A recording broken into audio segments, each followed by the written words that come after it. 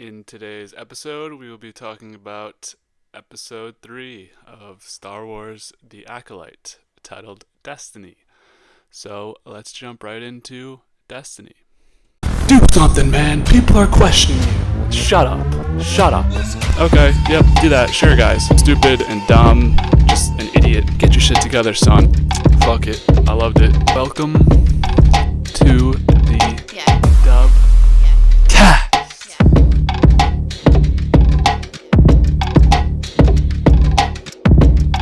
Starting this episode off of Star Wars The Acolyte, we were left last episode with the introduction of the Wookiee Jedi, and now we are in a time jump episode for our week 2, episode 3 here. So we are jumping 16 years into the past to sort of pick up on the backstory of May and Osha, and that is where we will stay for the remainder of this episode. So a lot of hot takes out there. People aren't really liking this show. I don't know, man. Let's give it a chance. It's only been 3 episodes. I certainly think what happens later in the episode is odd. I will say odd, but I don't think it ruins everything. Um, People are saying Star Wars is over. The show is canceled, even though we still have 5 episodes to go. Yet you guys are all tuning in and interacting with all of this content related to the show, which is probably exactly what they wanted you to do, considering the showrunner and the main actress said that this show is going to make white people cry. So for all of the haters out there who are hating on this show, you're feeding right into what they want, I think. So keep that in mind. I'm going to keep my politics and my opinions on all of this out of it. I'm only going to speak to these strict facts. We don't get into politics on the Dubcast. This is not the podcast for that. So I will say before we get deep into this episode, no politics here. We'll talk things through though. And if you want to see how mad people are, you can go on X, formerly known as Twitter, YouTube. There are a lot of reviews I saw that aren't good. But we're going to just run through the plot. We're going to talk about the show as if it's actually a show and not the outside parameters. So, starting off our episode, we have May. Actually, we have Osha outside at this tree where she's kind of messing around with this butterfly thing, which I thought this was a cool, another piece of Star Wars wildlife we get. It's like a luminescent butterfly or whatever. Don't know the name for it. Sorry. So Osha's kind of like messing around with it on the Force, and then May pulls up, is like, "What are you doing?" Damn near tries to like force choke this butterfly. She's like, "You're screwing around too much. You keep leaving. You keep running away," which is a constant theme of this episode throughout. So early on, we get the impression that Osha kind of wants to do her own thing, going back to their kind of settlement. Well, this is clear that this is the place where they grew up. So actually, before they get back, they do this weird family ritual, and I was like, "What the fuck is going on here?" But later on, we addressed that issue. I just thought this was an odd thing. They like do some weird handshake and like spinny twist thing. I don't know. It was weird. So they are approached by this woman that looks like the white Darth Maul. Turns out that basically they're witches, and this is one of the witches in the colony. I don't know what their coven is called or whatever. It's just a coven of witches. I don't think they're related to Mother Talzin and the other witches from Clone Wars, and I think they were in Ahsoka maybe. They were in Ahsoka. I hope. So basically, she summons them back to the village, and our boy Soul is out there pursuing. He's hiding behind a tree in his cloak. He's looking younger, obviously, because it's 16 years before. But he is keeping tabs on their activities. We don't know what his involvement is yet. So he's going to stay out there. And that leads into our opening credits for the episode. So that was kind of the intro to the episode. So essentially, we come to find out that these twins have been created through some sort of process where their quote unquote mom it seems like to me, now this is my initial reading of the episode, I thought that she was using some sort of magic like we see Mother Talzin do with making shit in Clone Wars. I thought that she was using some sort of dark energy, dark magic to create these children because the other woman says, I carried them and you don't know, they don't need to know how they were created. Which said to me that there's some sort of magic element going on. I don't see the connections that the people online are making, but we'll address that right now. So people online are all upset that these two twins were made through lesbian conception, basically, which I don't think that was what the show is portraying. At least that's not how I understood it. It seems like people on X have gone and ran with this. Um, Maybe I have to rewatch the scene again. I didn't think that was what this meant, but again, I could be totally wrong. Maybe I missed something. So basically, there was some sort of weird conception, whether it was lesbian sex somehow or um, just dark magic that comes to make the twins. So that's how they grew up. They were carried within the white Darth Maul girl, the witch, and then their mom is the one who created them. Quote unquote mom. She's the one they call mom. So we see early on that the white Darth Maul witch is um, basically the one in the relationship in the parenthood who's like, you shouldn't let them do that. You're being too lenient. She even confronts the other woman early on about this, their mom, and her mom lets them have like a little treat when the other woman doesn't want them to. So they go back to training and with their mom, and she does this thing about the thread, which is a consistent theme throughout the episode. Talking about like the thread of society and the thread of basically existence. And so she's trying to teach them this deep lesson. Apparently, they are going to have a ceremony to be inducted as witches, basically. And the whole time while they're training in this little scene, the twins are just being annoying as fuck. I get it; they're like 10-year-old kids, but we get the point. They're being annoying. They fucking like are screaming and playing with each other like super annoyingly while it's supposed to be quiet. And finally, they're like, "All right, shut up." So yeah, they're going to be trained to become witches, and then we get a little backdrop of this planet, which has two moons, which I love the visual of that. I think one of them was blue, one of them was red. It's nice to see that, and kind of the way their whole little base is set up, or the coven is set up, is really cool, just aesthetically. Some cool Star Wars like background scenes here. So right away, we see the early differences between the twins. So May wants to stay and become a witch and is very excited to do so, and Osha wants to go. She wants to leave and go to different parts of the galaxy and explore a little bit. She thinks she's being too contained, being held here with this coven and having to be basically forced into this lifestyle, which she doesn't really want to do. So they're going to do this crazy ritual, which features them saying the love of one, the love of many, something, I don't know. It was just another witch ritual. Basically, it wasn't really as cool as the ones in Clone Wars, just because there was like less like aesthetically going on. It was more just them like chanting shit. So I don't know. I'm not big into chanting or witches. So I don't know. What did you guys think of this ritual? Like, this is another part of the episode that's being heavily talked about online. I guess it was bad. So I don't know. What did you guys think of this ritual? So the witches are like laughing, or one of them laughs before the girls walk in for the ceremony, and it sounds like some like bird or something. So I don't know what these witches are. Mother Talzin would not approve of this shit. Maybe this is before her time, but I don't know. These witches just seem kind of whack, honestly. So Osha is terrified of the ceremony, as we see. May goes through the process, does it easily, gets a little mark on her head, and then it's Osha's turn. And right as soon as she's about to get the like marker or the something to make her a witch, I don't know what specifically it is, they are confronted by the Jedi, who say stop, and it is our gang of 4 Jedi that May wants to kill. Soul, the girl who's killed in episode 1, the Chewbacca guy, the Wookiee, and Tolkien or Tolbert, whatever his name is.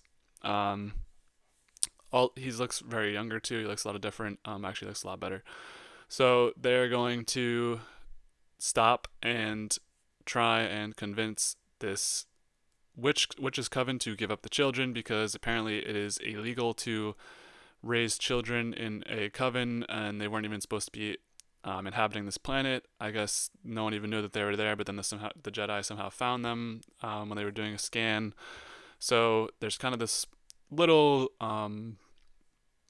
what should I say, psychological disagreement between the witches and the Jedi. The Jedi think that the kids should come with them, and the witches think that they should go away and they should be able to keep the children because they have already been there. So basically, but I forgot to mention before, they are confronted by the Jedi. They hide the kids. So we see the Wookiee Jedi finds or sees Osha and tells her to come out, and she does come out while May is hesitant to and does not want to. So Osha is now echoing the sentiment that she wants to become a Jedi. She wants to travel the universe after seeing their lightsabers, basically, which, yeah, it's cool to see a Jedi's lightsaber, so I don't disagree with you there, Osha, but I don't know, the way she went about this, I don't know, little too, like, giving up and just walking out, but I guess she's a kid, so I won't harp on that too much. So basically, they are going to convene, and the plan is for them to take a test. And if they pass the test, they will leave with the Jedi, and if they fail the test, they will stay behind with the Coven.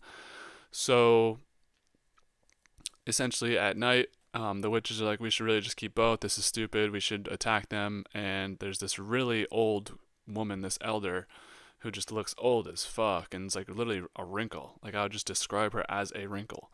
And she's like, no, we should let them do what they want to do. So the next morning, they are going to do the test, Osha and May. So Osha is told to lie, and well, both of them are told to lie, and May goes through with the lies because she wants to stay, and Osha at the beginning is lying, but slips up after 2 questions, which is an understandable kid thing because this is basically like a police interrogation where, of course, you're going to slip up. And then Soul is like, all right, why were they telling you to lie? If you want to be a Jedi, you can be a Jedi. They have a little inspirational talk. It's good for you guys.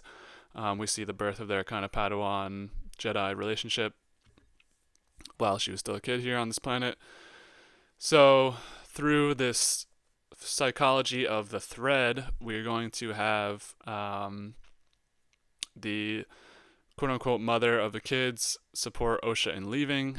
She says if she wants to go, she can go, which is sad to watch your kid leave, but this is how all Jedis end up leaving. They leave at a super young age. They don't even get to really know their mother that well. She already seemed like she was probably like mid or low teens, like, I don't know, 10 to something. I don't know their exact ages, but she's going to let her kid go. And then it's the morning of, after, when they are supposed to leave. Osha has everything packed, but May is not going to let that happen. She decides she's going to kill her sister. And so she takes her book, burns it, and then locks Osha in the room. And she's going to use this book to start a fire where Osha's just like, all right, why did you do that? There's a little side entrance. She like sparks a little thing. I don't know what it was. She gets out of the side, but basically May just burns down the whole fucking place where they live, like the whole coven, the whole base.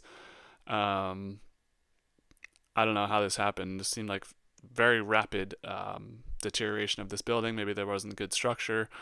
I don't know what happened here. They did not prepare for fire. Do better, witches, next time. Turns out all of the witches are dead. Yeah, we don't see how they die on screen, but I can assume it's some sort of fire or like spirit shit where they are, I don't know, they're just dead because something was blown on fire, or maybe they were all just on fire. I don't know. Maybe we'll get that explanation in a bit. So, we've got May and Osha on 2 separate sides of this bridge that falls down the middle. Soul comes to save both of them, but he's only able to save Osha because May falls too quickly.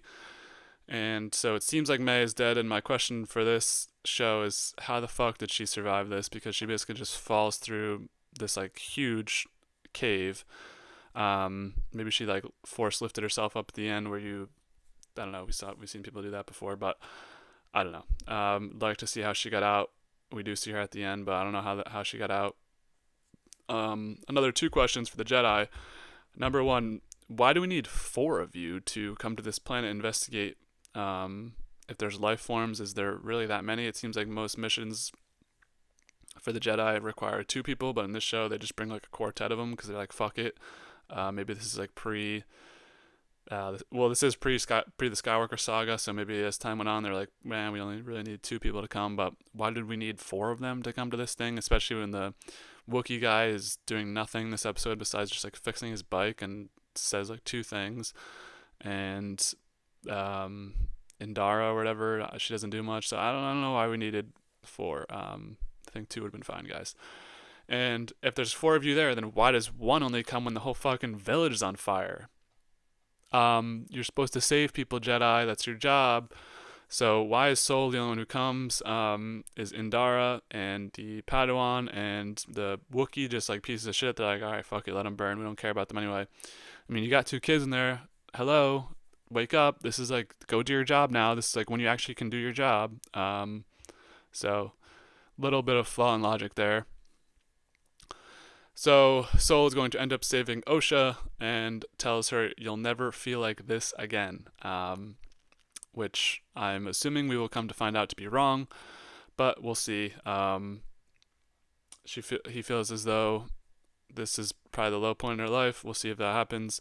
And then at the end, we get May at the tree, saying just Osha ? Maybe looking for her out there. So it's understandable why Osha thought May was dead, but I don't really know why May thought Osha was dead. Well, maybe she dropped a little too early. I don't know. Seems like the writing in this show is a little off. That'll be my complaint, I guess. I won't go into the woke arguments or whatever, but it seems like the writing could have used a little like dust up / editorial. Not sure what the process was, but it seems like there's a lot of little plot holes here that I'm just finding. Maybe this is just me being overcritical. So yeah, that is episode 3 of Star Wars The Acolyte. If you are no longer interested in the show, you can tune into this podcast every week. I'll still update, recap, and review it, give my thoughts on the episode. Still plan on going forward with that. So I know a lot of people are quitting Star Wars forever, but I won't be one of those people. I'll still be here. So stay tuned for more content on the way. Should have a movie review coming up this weekend, between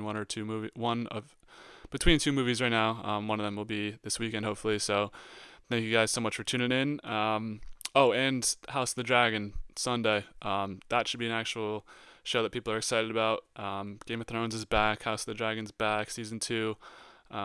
Team Black. So if you guys want to hop on here with me, by the way, for Acolyte or House of the Dragon, let me know. We can make that happen. I'm trying to do my best to watch these live when they go down, but we'll see how I stick to that. So thank you guys so much for keeping up with the Dubcast.